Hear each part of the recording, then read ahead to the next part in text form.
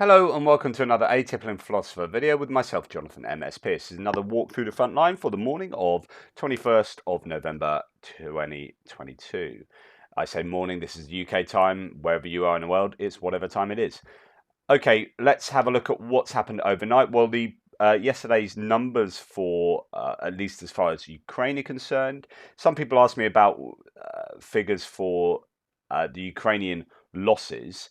I did discuss that in a video during the last week. Please check my back catalogue over the last week and you'll find one that discusses, one of my map updates that discusses the Ukrainian losses. Well, this is their account of the Russian losses. They say 390 personnel were liquidated yesterday, 6 tanks, 5 APCs, 2 artillery systems and 7 vehicles. Again, no cruise missiles and no drones. That tells you something, which is to say it was a very quiet night overnight as far as Russian attacks are concerned.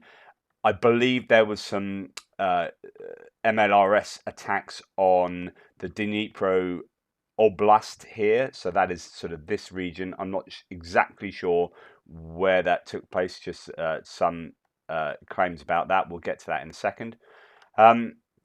Russia secret. I talked about this yesterday, but I didn't have the tweet to hand. So Russia secretly moves about 100 air defense missiles, S-300, 400, from Belarus to Russia to launch a new large-scale attack against Ukraine, says the Daily Mail. From November the 9th to the 13th, about 20 IL-76. These are big sort of cargo planes, military cargo planes, flights were recorded flying from Belarus to the west and south Russia.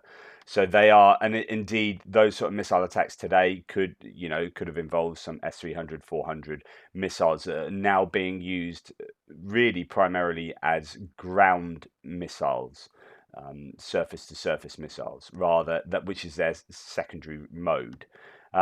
As far as the weather is concerned, there's been some pretty dodgy weather recently that stops. Weather is hugely important in warfare.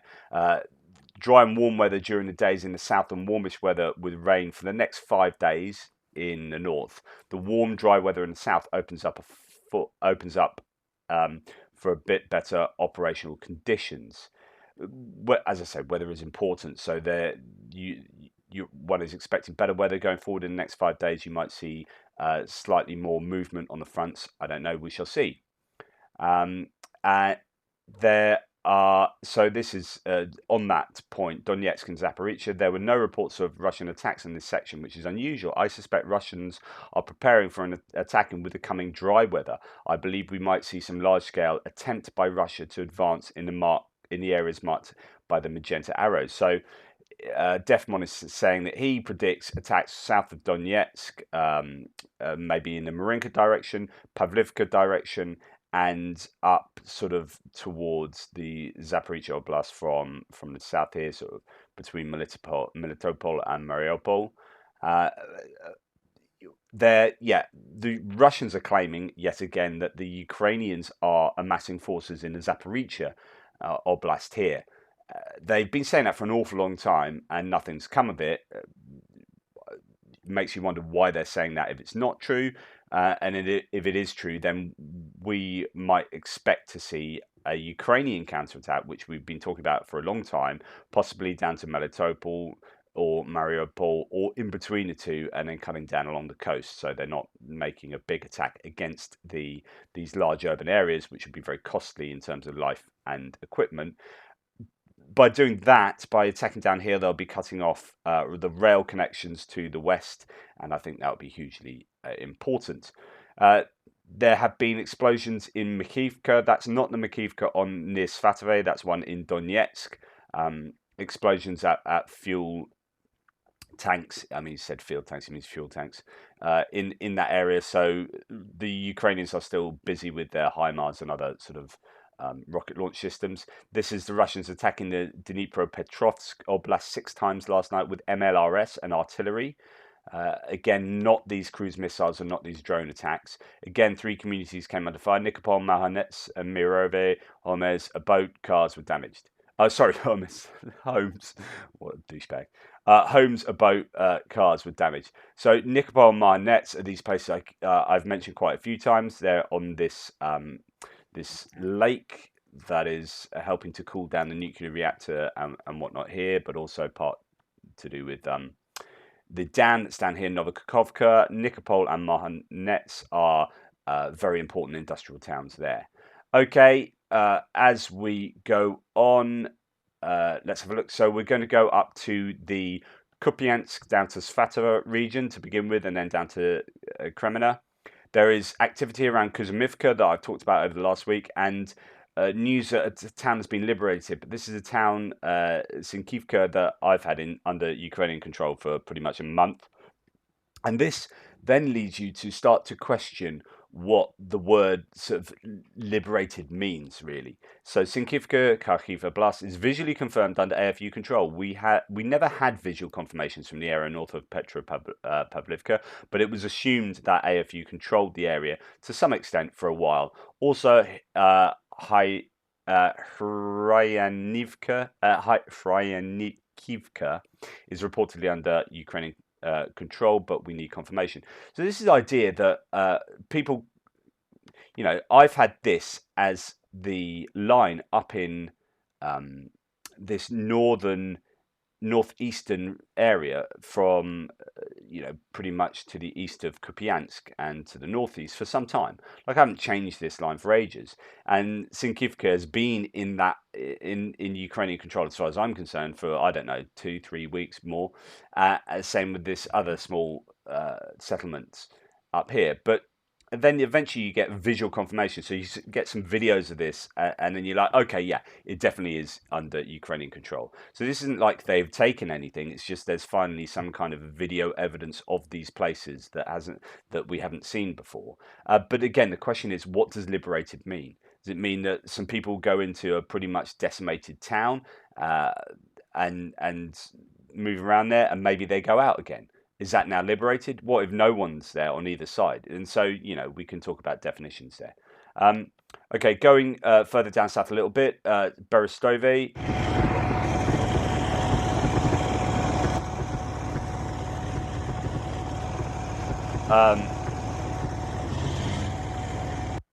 Being bombed with incendiary ammunition, which is not illegal. You can use it against troops and military installations. Whether that's just being used on a whole town, that could well be a war crime, or whether they're justified because the troops are there. Same old conversations that we have with regard to what the Russians do. So that's incendiary munitions being used in Berestove. So as we come around a corner here and we come down, Kislivka is still hotly contested. Move further down, we've got Berestove, which is under Ukrainian control and is to the west of Kuzmivka and Novoselivsky, which is this is particularly Novoselivsky is an area that is being talked about quite a lot with regard to activity there. Svatove, Defmon says the Ukrainian main focus seems to be north and south around Novoselivsky, so that's what I was just talking about, and Ploshchanka. The progress is slow at best at this point, with reinforcements arriving for both sides. It's not unlikely we will be at a standstill for a longer period of time. Rybar said so. This is the Russian source, one of the Russian sources saying near Svatove, Russian recon groups carried out reconnaissance fighting near the Medvedezhe location. Russian forces destroyed 1 AFE and 5+ fighters. But this is the important part. AFU switched to defense in Chervonopopivka after failed attacks. So what the Russians are saying is, as we come further down here, it's all the same sort of stuff. Attacks either way. No one's making any progress particularly quickly. And Ploshchanka, because the Russians have been shelling that for 3+ days, and they say it's difficult there themselves, we can pretty much be assured that this is now under Ukrainian control. And Chervonopol, so it might be worth me moving my Russian lines back to show some kind of sustained presence in Ploshchanka. Chervonopopivka, the Russians are saying this has now become a defensive operation for the Ukrainians rather than being this advance. And this kind of reflects what I was saying yesterday, that here is now positional fighting rather than these incursions that we have seen. As we come a little bit south, we move past this conurbation of Kreminna down to Rubizhny, Severodonetsk, Lysychansk, and we I've talked about this forested area. It's mainly under control of the Ukrainians, it seems, at the moment, at least. What do we have to say about that? So Noel report says, I adjusted the area of Ukrainian control south of Kreminna, given the fact that solid sources tell us that Ukraine controls most parts of the Serebyansky forest. Ukrainian soldiers report that Russia has decreased shelling on their positions, fighting mainly south of Kreminna.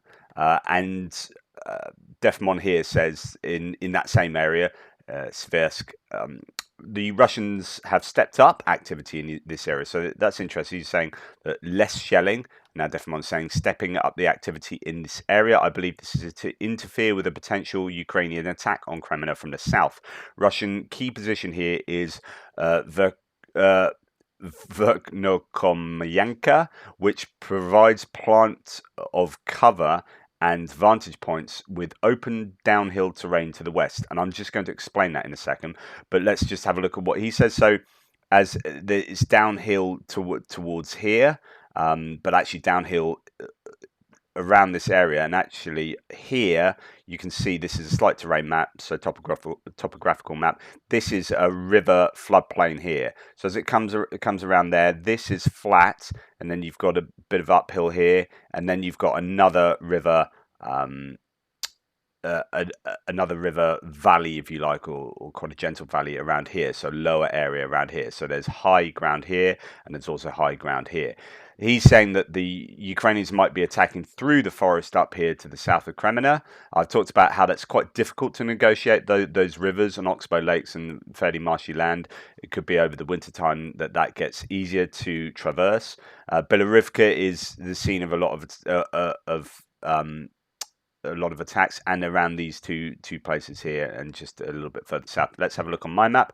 So Bilohorivka there, and it sees I've actually noted that the Russians have attacks towards Verknokomyansky, but there's Verknokomyanka there that I've also shown that the Ukrainians have been attacking towards as well. So it's a bit of give and take around there. Okay, let's look at the topographical map just to give you some kind of idea of what's going on. So you've got that main conurbation here sitting on lower ground, and then as you go to the forested area, it's actually on higher ground.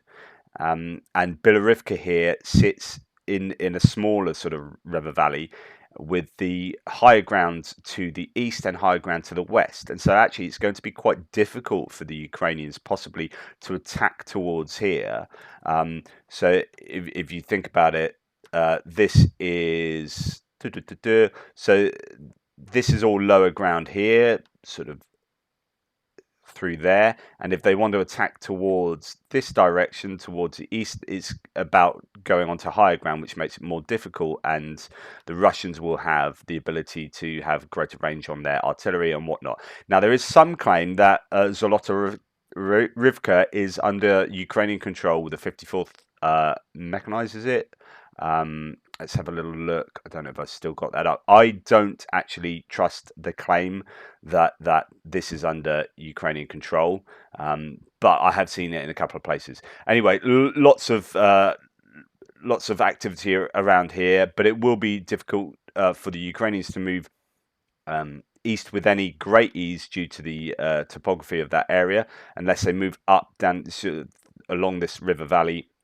And then that opens out onto the floodplains of these towns and cities. But again, they're not going to be doing a frontal attack on them anyway. It'd just be interesting to see how it all plays out around here. Topography is also obviously very important.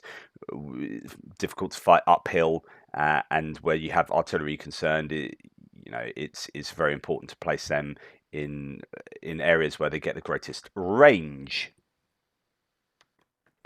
As we look further down south at Bakhmut, obviously they're still fighting around Spirny and other places on the way. Bilohorivka on the way down to Bakhmut.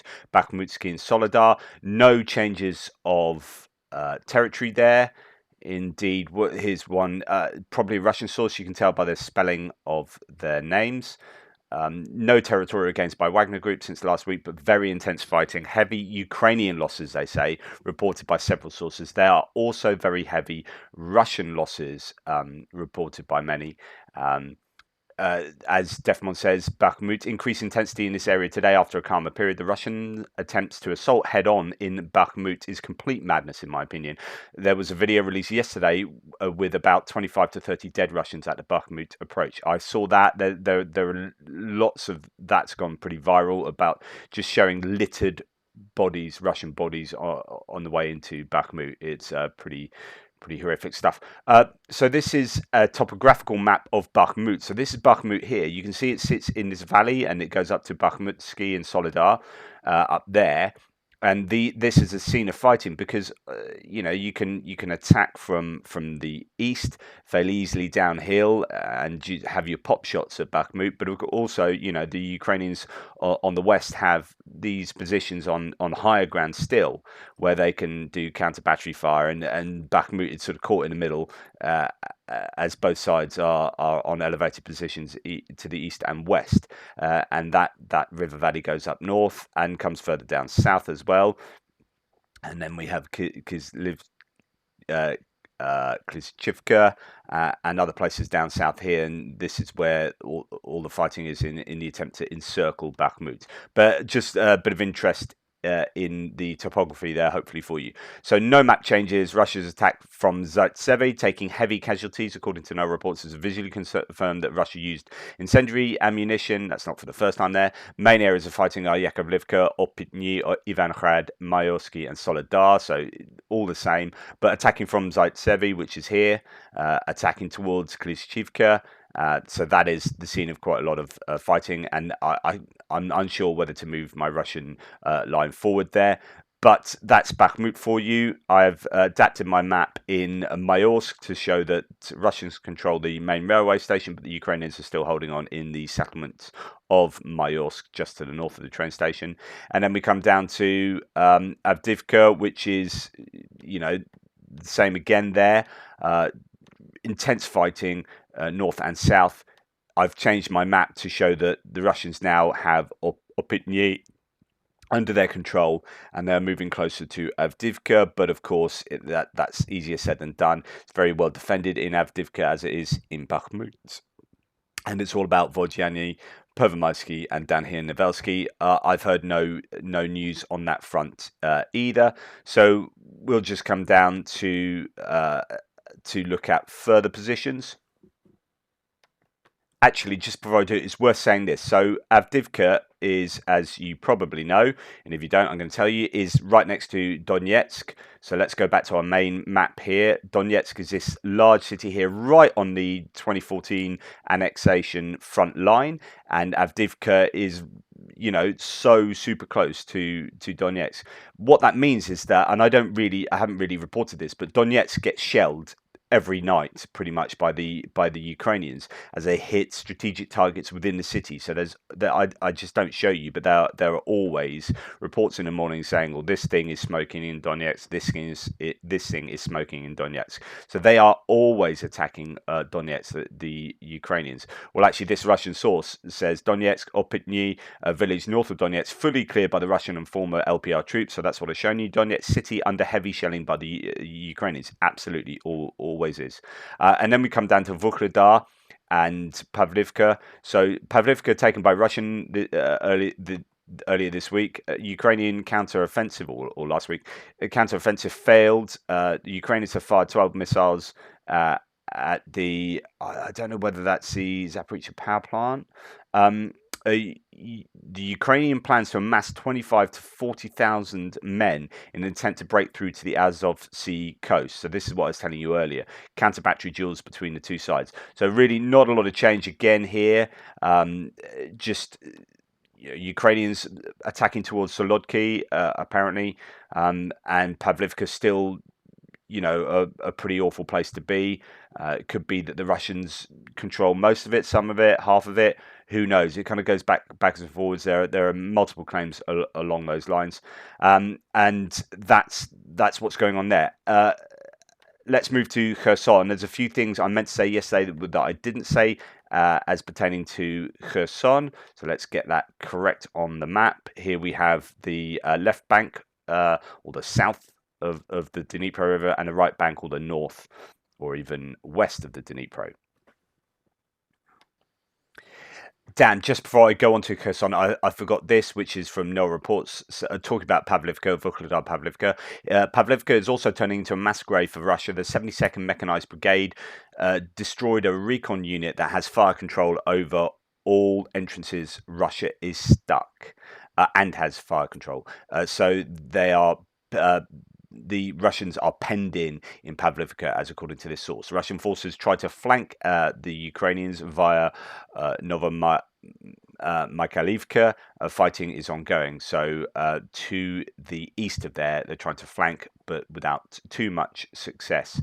There you go. Pavlivka is that death trap I've been talking about for so long. Okay, so onto Kherson. No map changes. Russia continues to plunder the left bank of the Kherson region. And this is what I've got to tell you yesterday. Everything of value is taken away by trucks, reports First Deputy Chairman of the Regional Council, Yuri Sobolevsky. Today, ATB supermarket reopened in Kherson. So this is kind of a sign of normality returning to the city of Kherson. Okay, so another thing Russia's war criminals are accused of is looting everything they could from the Regional History Museum in Kherson. These are some photos from inside the museum now, and there you go. Just absolutely, that's just cultural. It's just terrible. Just, yeah, I don't know who's. If you are supportive of Russia, so I got hit by a bunch of sort of Russian trolls last night, sort of saying how, insulting me and saying how I'm biased and all this. Yeah, but do you know what? Ukraine aren't doing that. I don't think you have a leg to stand on. Like, I may be biased, but I'm happy to be biased.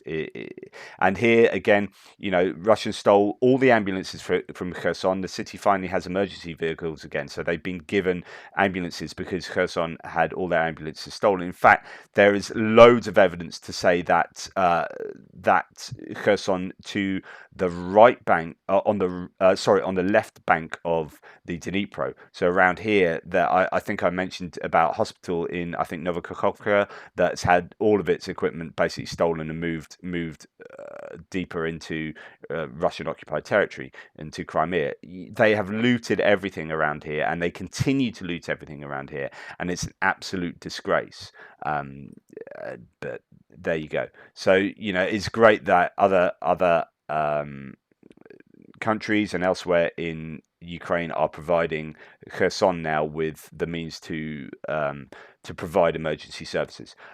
Here is an example of two S-300s, so air defense missile systems that are the mainstay of the sort of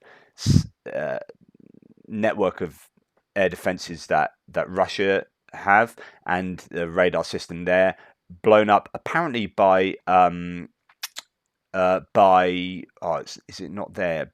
Excalibur shells. So those were the result of, here we go. Fighters from the Marauder group showed the result of 4 high-precision M982 Excalibur projectiles. As a result of the strike, 2 S-300s and their guidance station and an officer's armoured personnel carrier were destroyed. So 4 vehicles in that unit were destroyed by precision strikes from Excalibur. That's in the Kherson region, now liberated. Okay, the last thing I'm going to talk about is Kherson here again, but this is just a quite interesting article by the Wall Street Journal talking about how, like, the taking of this region back has opened up the options for Ukraine. And this is what I keep talking about. What are they going to do? Well, the Wall Street Journal and Ukraine's Kherson wind shifts dynamics across the whole front with Russia. It's quite an interesting read. Nothing we don't necessarily already know, but Ukraine's recent capture of Kherson on the western bank of the Dnipro River has implications beyond liberating the city's citizens from Russian control. It gives Kyiv's forces a position from which they can harass Russian troops and supplies on roads and rail that Moscow needs to secure Crimea. And this is what I keep talking about. And there's a nice little range map here. This is the range of HIMARS. So new positions put to Ukraine's HIMARS, a mobile high-precision US missile system that can launch rockets up to about 50 miles within range of critical Russian targets, such as the cities of Melitopol and Tokmak. Tokmak has already been hit quite a lot, plus rail lines supplying Crimea. So vital this with the Kerch Bridge taken down. It continues. Ukrainian Special Operations Forces have landed on Kimber Spit. Talked about that, or the peninsula. Not quite sure what's going on there, though. Controlling the Kherson area also brings Ukrainian forces closer to the canal that delivers fresh water to Crimea, potentially giving Kiev some leverage over the Russian-controlled peninsula. But it goes on to say, the article, that they're unlikely to hit the canal because they don't want to be seen to be doing things that Russia are doing to them, which is hitting civilian infrastructure that harms, human beings, civilians that are not involved in the war, in a negative way. So they are unlikely to hit that, especially since if they take Crimea back, that's an expensive thing to repair, and that would, apparently it's quite a technical thing, the water pumping units that are there. So they don't really want to hit that.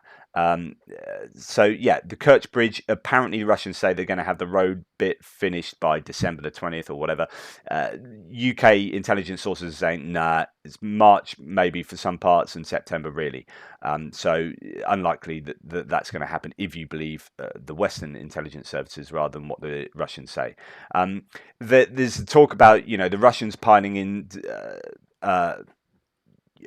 reinforcements from the Kherson area into the Donbass, particularly Bakhmut. But the idea that it keeps saying is, why Bakhmut? Bakhmut is hitting your head against a brick wall. Someone else is comparing the fact that, Svatove to Bakhmut. If Ukraine lose Bakhmut, it has limited strategic value, maybe tactical value in the area. But if the Russians lose Svatove, then that's a huge problem for them. And yet the Russians seem to be piling troops into Bakhmut because it's this big site of PR importance, and the Wagner are kind of leading things, but it's not nearly as important as other areas along that whole front line. So anyway, this article talks about all the different sort of implications for Russia losing Kherson and what the Ukrainians can do. Worth a little read. And there you go. The last thing I want to show you were just a couple of quite striking photographs. One thing that is coming out of this war, and will invariably come out of this war as it continues, is the amount of video footage and the documentation of every millimeter of this conflict, to at least to varying degrees, I guess. And photojournalism will give a very powerful documentation of this war for years to come. Bakhmut here, war is piercing cold, pouring rain and mice in dugouts. It is death and pain. It is unbreakable spirit and standing for each other to the last. And just some incredibly striking images of, maybe incendiary munitions landing or explosions from artillery, whatever, and then just these images in front of that, just pretty striking. And then the cold and dark in the dugouts, and the rain and the mud, and soon to be the snow, no doubt, there, and almost the terrible beauty of that image, just real conflicting emotions. But anyway, I just thought they were really incredible pictures, those. And yeah, so that's the end of my Frontline update. I hope that's of interest. Please like, subscribe, and share. Just to let you know that in the description and hopefully a pinned comment from me is my new home for this content. I'm gradually moving. I'm going to do extras on alternate days on my new channel and this channel, and eventually all the extras will be placed on my new channel, and then eventually these Frontline updates will go on my new channel. That is ATP Geo. So if you put youtube.com and then / at ATP Geo, you will get to where it's all going to be happening. Today my extra will go on here. So if you want to find it, it will be on at ATP Geo. Please subscribe to that new channel, and we'll continue this journey documenting this war. Thank you.